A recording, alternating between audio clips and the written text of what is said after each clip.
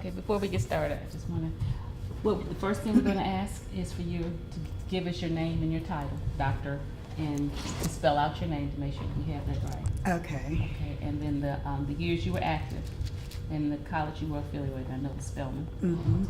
But because I am not going to be on camera, so as much as you can, when I ask a question, kind of like repeat the question as part of your answer. So if I say, so when did you join the Atlanta Student Movement? Then I joined. Yes. Mhm. Thank you, ma'am. All right, I'm rolling. Okay. Would you state your name and title for us, please? Yes, it's Dr. Herschel Challenor. That's Herschelle. Last name Challenor. Okay. And the years you were active with the Atlanta Student Movement?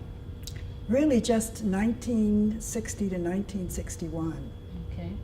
And the college you were affiliated with, I was affiliated with? Yes, I was affiliated with Spelman College. Tell me, how did you come to hear about the Atlanta Student Movement?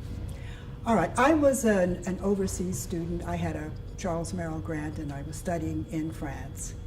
And my classmates wrote and told me about the movement.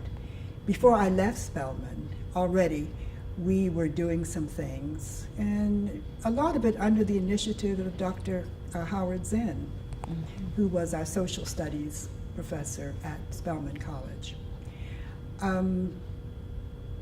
Everyone was talking about it, and I often had conversations with students back here on campus. Very good. Why did you join the Atlanta Student Movement? Well, I guess the question in my mind is, why wouldn't I join the Atlanta Student Movement? I was born in Atlanta.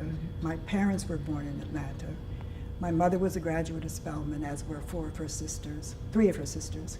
And my father was a graduate of Morehouse and Atlanta University. And he wanted to go to Georgia Tech. And of course, then they wouldn't have let him enroll because he was African American. And that's the reason we moved to the north. But my sister and I had always heard about Spelman. So she's a Spelman graduate, her daughter's a Spelman graduate. And so Atlanta was very much in the DNA, I can say, Yes. of my family. What was the reaction of your parents and your close friends when they learned that you joined the movement?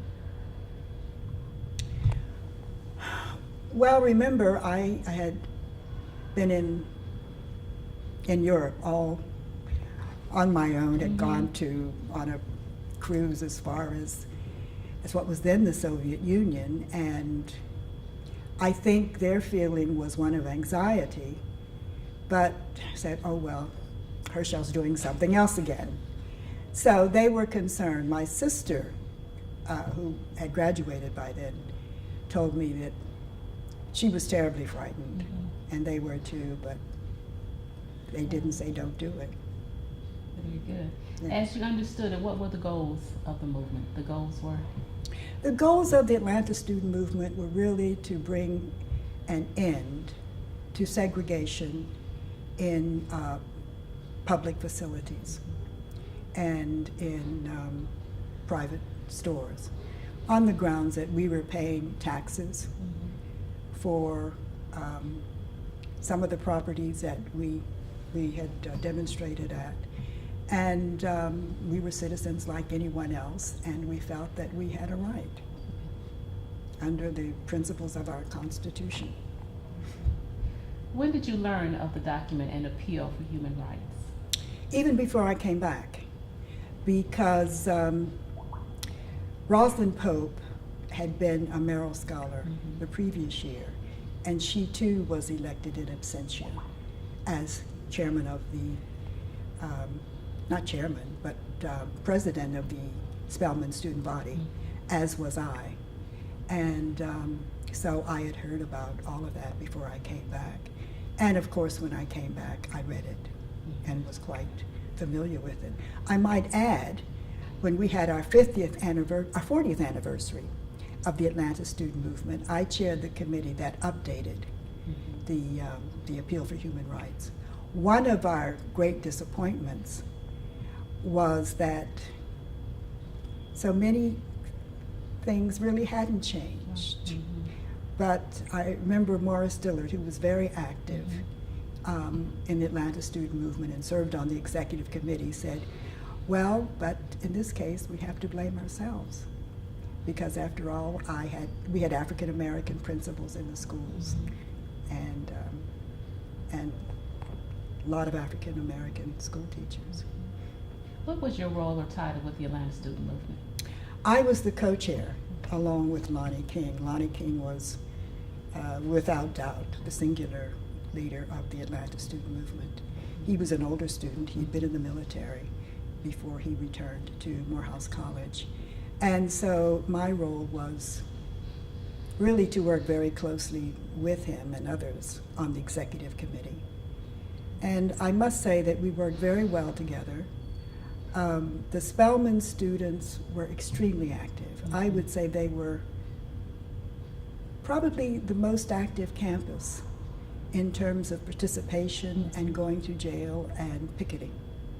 Now let's talk about that, because we might think that the Spelman students may have been under some restrictions, or whether or not this is what Spelman ladies do. What was it like to represent Spelman? What were some of the challenges that you faced? Well, first of all, I should say most of the students who went to jail and demonstrated were campus students. Mm-hmm. Campus students were not allowed to go off the campus after the hours of 8 o'clock. The gates were locked. For example, if any student wanted to spend the night with a family friend, they needed written permission from their parents before they were allowed to do that. And so the thought of going to jail and spending, as we did, on October 19th through the 23rd of 1960, 4 nights in jail was something novel. Mm-hmm. And that brings me to another point. One of the major tasks I had was to work very closely with the president of Spelman College then, Dr. Albert Manley, in order to convince him to show some tolerance with respect to the activities the students were undertaking, and to understand that in the long run it was in the interest of Spelman College and its students to participate. Good. For you, when did you know there was no turning back? I guess the first day I went for training in nonviolence, because any student from Spelman at least who demonstrated had to read about nonviolence, and we read Gandhi, and we had role play sessions where we would be demonstrating and then someone would hit us or slap us, and we had to learn how not to react. I might say that when I was picketing, a white man spat on me. I was moved and nudged and hit on my back. And so you just had to learn to grit your teeth and bear it, and the students did that remarkably. Did you go to jail, and what was that experience like? Let me say a word about going to jail, because the first arrest of the students took place on March 15th of 1960. And those students were arrested. They were demonstrating at tax-supported facilities, trailways, buses, the state building, and things of that nature. What was different, two things were different about the demonstrations in October 19th of 1960. First of all, in March, the students did not stay in jail. They were, shortly after their arrests, members from the Adult Student Liaison Committee that had been formed in the summer of 1960, really out of the goodness of their hearts, used their property as bond money to guarantee that the students would not flee the city and would be available for any subsequent legal trials or anything of that nature. We decided in October 19th that we were going to stay in jail, that we were not going to post bond. And the philosophy behind that was really to put economic pressure on the prisons in Atlanta, and to demonstrate the determination of the students to stay and to really fight at a great price to ourselves. One of the things that was very concerning about going to jail, we realized that the guards in the prisons and the jails would be white. And we had often heard stories of people being raped or taken advantage of in some hostile manner by white guards in confined spaces. And that was one of our great concerns.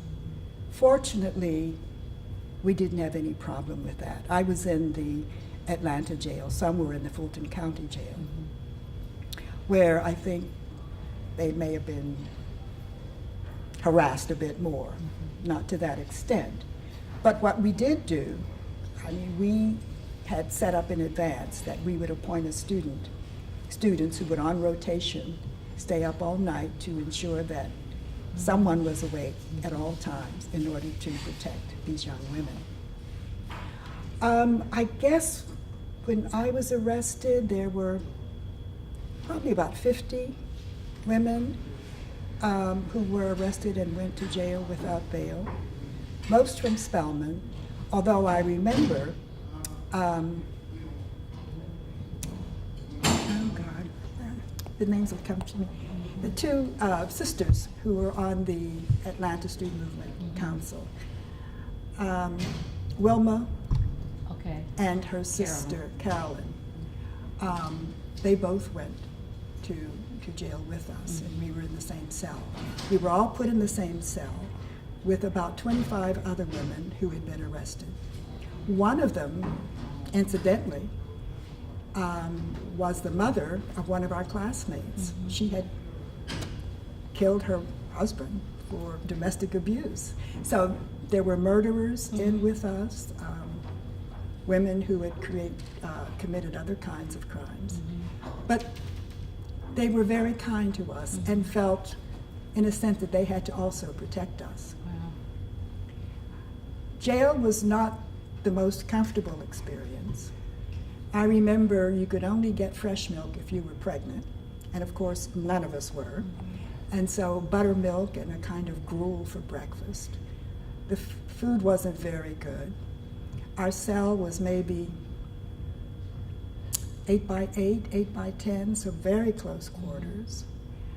The meals were brought to us, so we didn't get out and circulate for meals. I think we were let out at some point during the day in a more open area where we could walk around.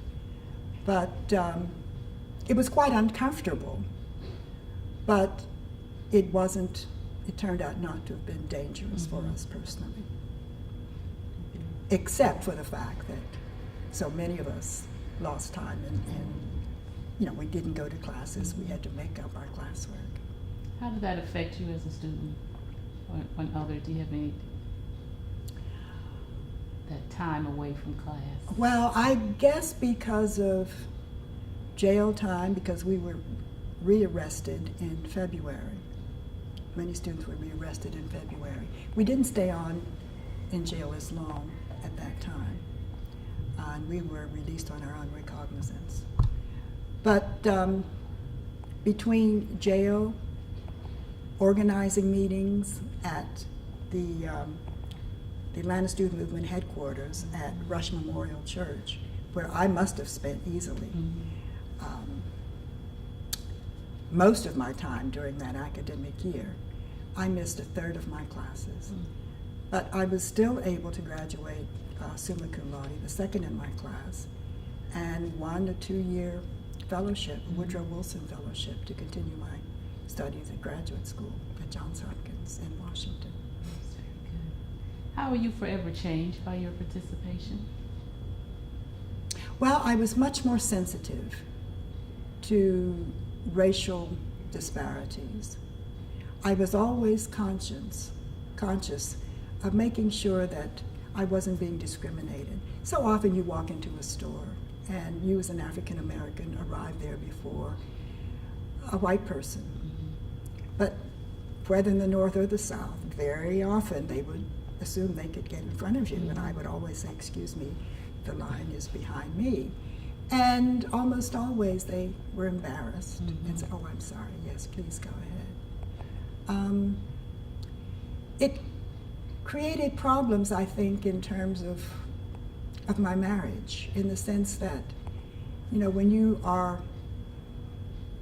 involved in a struggle for equal treatment as a citizen, you expect equal treatment in a marriage. And the man that I did marry had parents from Barbados, and although he was born in the United States, we met in West Africa, in Benin. He was, I was doing dissertation research. He was the head of the smallpox measles eradication program, working out of CDC for 3 countries in Benin and Ghana and Togo. And so he was a little traditional, and but it was a friendly divorce. But that notion of really making sure that you weren't being discriminated, I think, followed me throughout my life. And I'm appalled now at what is going on in our country and the reemergence of overt racism. Excuse me. You know, 2 of the main lessons we learned during the civil rights movement was, first of all, that by changing laws, you can change behavior, but you can't change attitudes that easily, and that takes a much longer time. The second thing I think we learned was it's very difficult to have racial equality and justice if you don't have political and economic empowerment. We weren't as cognizant of that during our demonstrations because we were just concerned about public accommodations. Initially, and then of course, towards the end of 1960, the Committee on Appeal for Human Rights, which was the Atlanta Student